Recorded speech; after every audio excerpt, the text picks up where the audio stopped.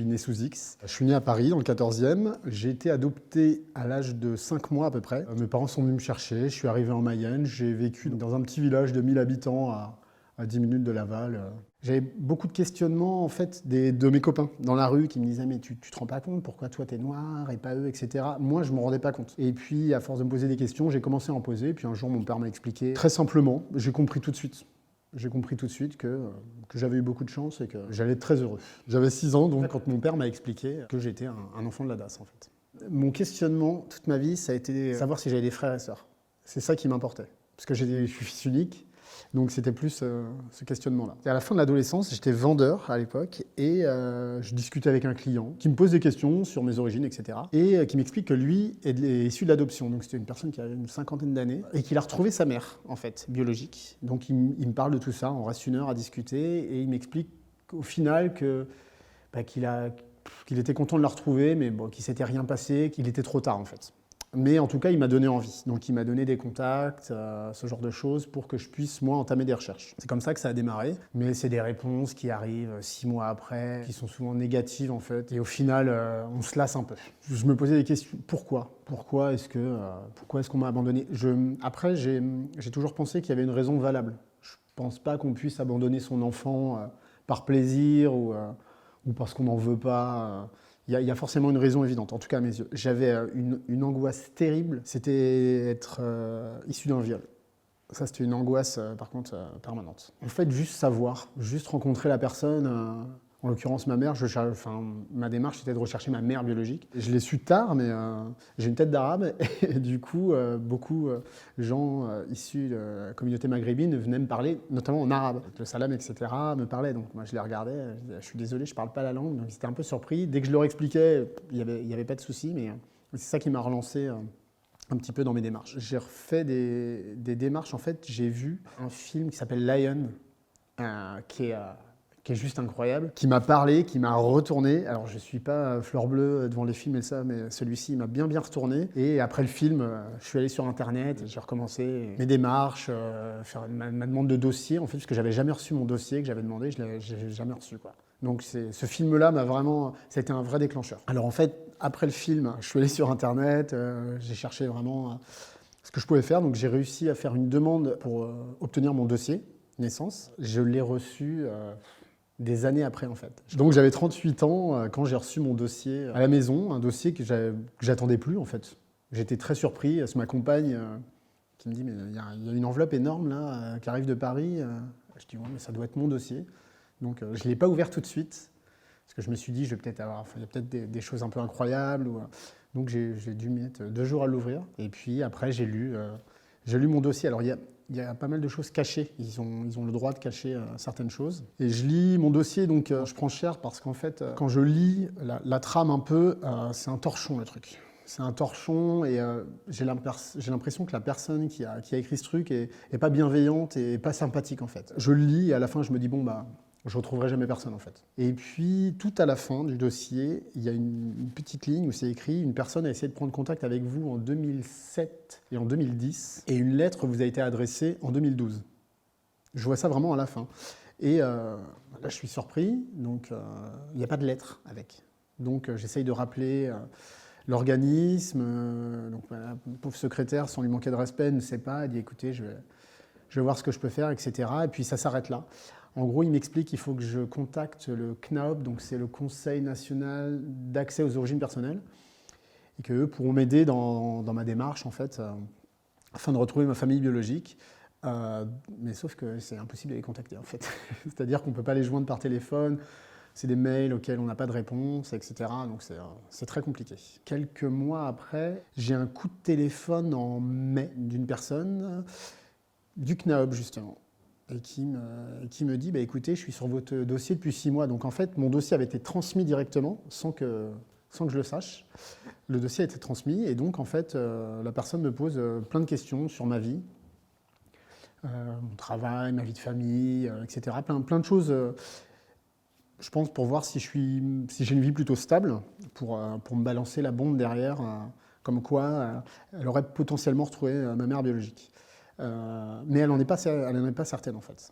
Donc elle m'explique ça, on reste 1 heure au téléphone, Et puis elle me dit, je vous recontacte si j'ai des nouvelles. Mais elle me dit, votre dossier, il est trop complexe. Et donc, voilà, la conversation se termine et elle me rappelle 15 jours, 3 semaines après pour me dire qu'en fait, bon, bah, c'est bon, elle a retrouvé ma mère biologique, quoi. Alors, le dossier, il est complexe parce que, en fait, ma mère biologique a donné une fausse identité lors de son accouchement.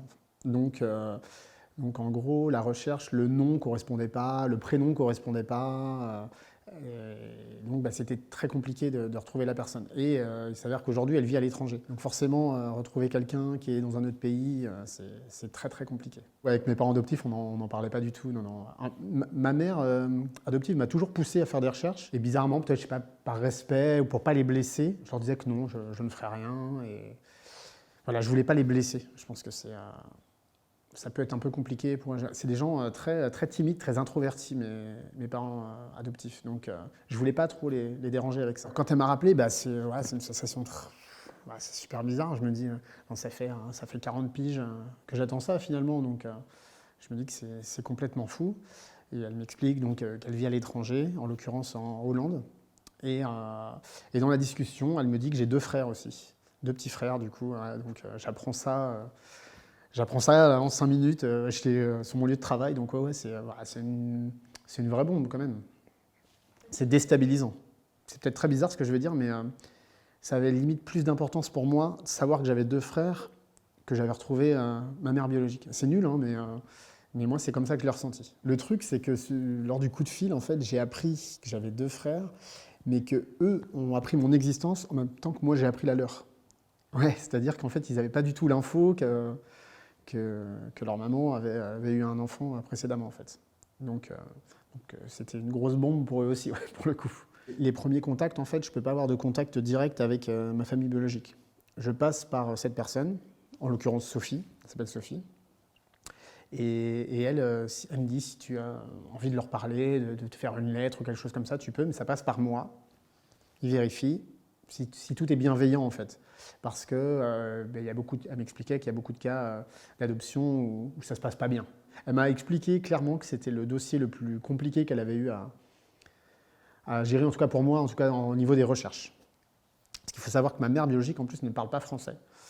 Donc, et elle ne parlait pas, alors je crois que Sophie parlait aussi anglais et je ne sais plus quelle langue, et espagnol très probablement, et en fait elle avait beaucoup de mal à communiquer avec elle. Alors, une des sœurs de ma mère biologique, en fait, avec son aide, en fait, elle envoyait des courriers donc, à l'organisme pour me rechercher. Et ben, ça faisait une quinzaine d'années en fait. C'est un tsunami très clairement quand on t'apprend tout ça. Et on a retrouvé ta mère, t'as 2 frères. Le fait de savoir que voilà qu'ils ignoraient mon existence aussi, c'est quelque chose d'incroyable parce que je me dis comment ils vont le prendre. Et donc on échangeait beaucoup. Elle m'a expliqué qu'ils étaient plutôt bienveillants, plutôt enthousiastes. Et on a commencé comme ça en fait. Donc j'ai envoyé un premier mail pour parler de ma vie, grosso modo, les étapes, ma vie de famille, etc. Elle a ensuite envoyé le mail, donc je communiquais avec un de mes frères qui parle anglais en fait. Donc c'est lui qui traitait les mails, et puis il m'a répondu. Et puis après, il y a les premiers échanges de photos et tout ça. Donc en fait, c'est ça le plus costaud, c'est les photos, c'est de mettre un visage sur une personne, parce qu'on l'imagine, on ne sait pas vraiment en fait. Et là, de voir les photos, là, ça m'a retourné. Il y a une phrase terrible qui même mon frère m'a dit, donc le plus jeune. En gros, c'est je comprends pourquoi notre mère pleure tous les jours, maintenant que je sais que tu existes. Parce qu'en fait, ils n'ont jamais compris, elle était visiblement dépressive. Et il me dit, notre mère, elle pleure tous les jours et on ne sait pas pourquoi, elle ne nous a jamais expliqué. Donc il me dit, maintenant je comprends en fait. C'était une phrase assez choc, quoi. Et puis bon, on parle de tout et de rien, de nos passions, de nos métiers, ce genre de choses, quoi. Pas des futilités, mais... Et puis on continue d'échanger en fait, et on s'envoie des mails, donc un mail, 2 mails, 3 mails, etc. Alors ça prend du temps, parce que le temps que ça passe par le CNAOP, qui transmettent, etc., en fonction des emplois du temps de chacun, des fois il y a 3-4 jours avant d'avoir une réponse, donc c'est hyper long. Et puis voilà, après ça s'enchaîne, on s'échange nos numéros. Sophie en fait nous explique que tout le monde est bienveillant, que ça va bien se passer, donc on échange nos numéros, et puis après... Premier WhatsApp, donc échanger vidéo et tout ça, donc c'est fou. Le premier vidéo, je l'ai fait avec ma mère, donc on ne parle pas la même langue, donc c'est hyper compliqué. Il n'y a pas besoin de parler sur le premier, pour le coup, c'est beaucoup d'émotions, donc On a parlé un petit peu, elle a quelques bases de français, donc on a réussi à communiquer, mais elle ne parle pas anglais non plus. Donc, et puis après, c'était plus par les mails en fait. On a vu si on avait des points communs, une passion pour le sport, ce genre de choses, mais pas. En fait, c'est très difficile parce qu'on n'a pas du tout la même culture. Et c'est pas un frein. En tout cas, pas pour mes frères, pour ma mère, c'est beaucoup plus compliqué. Parce qu'elle est très, elle se questionne beaucoup sur le fait que je ne suis pas de confession musulmane, ce genre de choses, que je ne parle pas arabe, alors que moi, c'est pas l'éducation que j'ai eue, donc forcément, ça risque pas, quoi. Mais c'est vrai que ça la questionne beaucoup. Ah, bah, tout le monde chialait, hein. Clairement. On pleurait tous les deux, on se regardait, on n'en revient pas, en fait. Et je pense que c'est encore plus fou pour elle. Je veux dire, je suis son fils, elle m'a mis au monde, je pense qu'il n'y a pas une maman qui resterait insensible à ça. Donc ouais, émotionnellement, c'était très fort, très très fort. On était que tous les deux la première fois. Donc, et puis on a enchaîné après des visios avec surtout un de mes frères. Je communique surtout avec un de mes frères le plus jeune qui s'appelle Amadi. Et donc après, on a continué les visios et tout ça. Et puis voilà, quoi. Par la suite, en fait, ça m'effrayait à l'idée de les retrouver. Je trouvais que ça faisait beaucoup d'un coup. Et puis j'en ai parlé à un de mes meilleurs potes, un pote d'enfance, et qui m'a dit non, non, il faut y aller. Là, il faut foncer. Tu vas le regretter si tu le fais pas maintenant. Et puis l'été est arrivé, et puis je dis écoutez, je vais venir en Hollande, donc j'ai pris le train. Et puis je suis parti les voir là-bas. Et donc je suis arrivé à la gare d'Amsterdam. Alors ça a été très long parce qu'en fait je me suis trompé de sortie. Donc j'ai attendu sur le grand parvis, là, qui est d'ailleurs très joli. Et puis forcément il y a une angoisse incroyable et il se passe 15-20 minutes et je vois personne arriver. Mon frère me rappelle, en fait je me suis trompé de sortie. Et puis donc il me dit bouge pas, j'arrive tout de suite. Et puis donc je l'ai vu arriver parce que je l'ai reconnu. Forcément je l'ai reconnu. Beau bébé, Golgoth. Et puis voilà, donc on s'est retrouvés. Alors, j'ai voulu jouer le bonhomme et le checker, mais en fait l'émotion elle était trop forte. Donc voilà, mais il a été bienveillant. Il a compris mon émotion. Il en avait aussi, mais il est plus, je pense, moins expressif que moi. Donc, je suis tombé sur lui. Il m'a dit écoute, on va aller à la voiture. Mohamed, donc mon autre frère, et maman t'attendent là-bas. Donc mon second frère est venu à notre rencontre.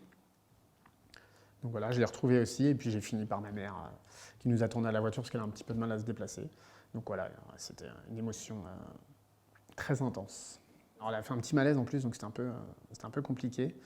Mais après, c'était très déstabilisant parce que j'étais hyper heureux, forcément. Mais ça reste, c'est peut-être très violent ce que je veux dire, ça reste une étrangère pour moi. Et je suis très heureux de la retrouver, mais bon, forcément on se prend dans nos bras, etc. Mais il faisait très chaud, je me rappelle, et voilà, elle me touchait la peau, elle m'embrassait les bras. Pour moi, c'est très bizarre, parce que je ne le fais même pas avec ma mère. Donc forcément, c'était un peu déstabilisant. Après, je comprenais, je la laissais faire parce qu'elle en avait besoin. Donc, mais c'était une sensation très bizarre. Ils vivent dans une petite ville à une vingtaine de minutes d'Amsterdam qui s'appelle Alversum. On est allé chez mon frère Amadi, et puis voilà, on s'est posé, on a mangé, enfin on a essayé de manger, moi je n'ai pas avalé grand-chose. Et puis on a parlé de tout et de rien. Alors c'est compliqué parce qu'il y a des questions que moi je me pose sur ma naissance, etc., que je ne peux pas demander à mon frère en fait. Je trouve que c'est pas... Même lui, ça le mettrait très mal à l'aise. Donc je n'ai pas procédé de cette façon-là. On a discuté tous les deux. Il a compris que moi j'avais des questions à poser, il nous a laissés. Et puis on a conversé, on a essayé de se dire des choses, et puis on a réussi. Donc j'ai compris un peu mon histoire aussi, elle m'a expliqué pas mal de choses. Concrètement, qu'elle avait fui l'Algérie en 82, qu'elle était enceinte, mais que mon père biologique ne le savait pas. En fait, c'était un mari un peu volage. Elle a fui, elle avait de la famille en France, une de ses sœurs, parce qu'elle a 4 sœurs. Et donc elle est arrivée ici, et puis elle a accouché. Et à l'accouchement, en gros, c'était maintenant madame, il faut repartir, mais il faut repartir en Algérie. Donc on est en 82. Je pense que quand tu quittes ce pays et que tu reviens avec un bébé dans les bras, déjà de le fuir, je pense que c'est pas bien vu, mais de revenir, c'était quasiment impossible, même impossible d'ailleurs. Donc elle m'a dit, j'ai paniqué et j'ai fui l'hôpital, quoi. Et je suis parti, j'ai pris un train et je me suis retrouvé en Hollande parce que j'avais une sœur qui vivait là-bas. C'est comme ça que ça s'est passé. En tout cas, c'est comme ça qu'elle me l'a expliqué. J'ai tendance à la croire, En tout cas, plus que le torchon que j'ai lu, que j'ai reçu dans mon dossier, c'est certain. J'avais pas un manque terrible, comme elle a dû ressentir. C'est une maman, je suis père de famille, je pense que ça doit être très compliqué à gérer. Ouais. Je suis plus confronté à certains problèmes. Parfois, on fait toujours des visios. Alors, ils s'estompent au fur et à mesure, finalement. Au début, il y en avait quand même pas mal, et puis là, aujourd'hui, il y en a un peu moins. Il y en a toujours, on est toujours en contact. Mais elle me demande des choses, de l'appeler maman, ou ce genre de choses, et j'y arrive pas, clairement. Pour moi, c'est impossible. J'ai déjà une mère, et c'est quelque chose que j'arrive pas à... Alors, je l'essaye de la jouer à l'américaine en disant mum, ce genre de truc, histoire de, parce que maman, il n'y en a qu'une. Mais voilà, j'ai un petit peu de mal avec ça. Alors, je leur ai dit tard. Je leur ai dit tard parce que j'arrivais pas à leur dire. Euh, Quelques mois après, je dirais peut-être 6 mois après, je pense, quelque chose comme ça. Et puis, ils l'ont très bien pris, ils étaient très contents pour moi. Je l'ai amené, j'ai bien amené, je pense, en montrant une photo d'un de mes frères avec qui je suis, et puis je leur demande s'ils connaissent la personne, et forcément, ils ne savent pas qui c'est, et puis je leur explique. Donc, ils étaient émus, mais ils étaient contents pour moi. Après, il y a du recul aussi. Je suis un peu plus vieux maintenant, c'est plus facile d'en parler. Peut-être que quand j'avais 20 piges, c'était plus complexe. J'explique à ma fille, on fait visio avec mes enfants, puisque forcément elle est grand-mère, donc elle a envie de les voir. Mais pour eux, c'est pas très attrayant, puisque la barrière de la langue, après coucou, bisous, et quand on peut pas échanger avec quelqu'un, c'est compliqué, quoi. Donc, mais en tout cas, j'ai expliqué à ma fille, voilà. Mais elle savait déjà que j'étais issu de l'adoption, je lui avais déjà bien expliqué ces choses-là. Je pense que c'est important.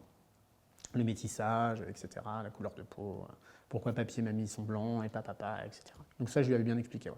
L'objectif, c'est d'y retourner quand je sais pas, quand j'aurai les moyens financiers, parce que ça coûte des ronds, mais oui, j'y retournerai. J'aimerais beaucoup leur présenter ma famille, forcément. Mes enfants, Amadi aimerait beaucoup rencontrer mes enfants, ce qui est normal, je pense. Il me dit toujours, je suis tonton, j'aimerais beaucoup les voir. Donc, c'est quelqu'un qui a beaucoup de petites attentions, il connaît les dates anniversaires, il envoie des visios pour les anniversaires, tout ça. Donc, c'est toujours cool. Ça fait toujours plaisir, très clairement. Après, j'espère, je prévois en tout cas d'aller en Algérie. Je voudrais y aller, ne serait-ce que pour découvrir le pays, parce que j'y suis jamais allé finalement. Et j'ai pas eu l'occasion et j'en ai peut-être pas ressenti le besoin. Mais aujourd'hui, ouais, j'aimerais beaucoup découvrir le pays. En fait, c'est quelque chose d'ultra positif. Moi, j'ai beaucoup de chance. Et je souhaite en tout cas à quiconque de vivre la même chose que moi, en tout cas ceux qui sont issus comme moi, qui sont nés sous X, ouais, s'ils peuvent vivre le même truc, formidable. Mais c'est propre à chacun.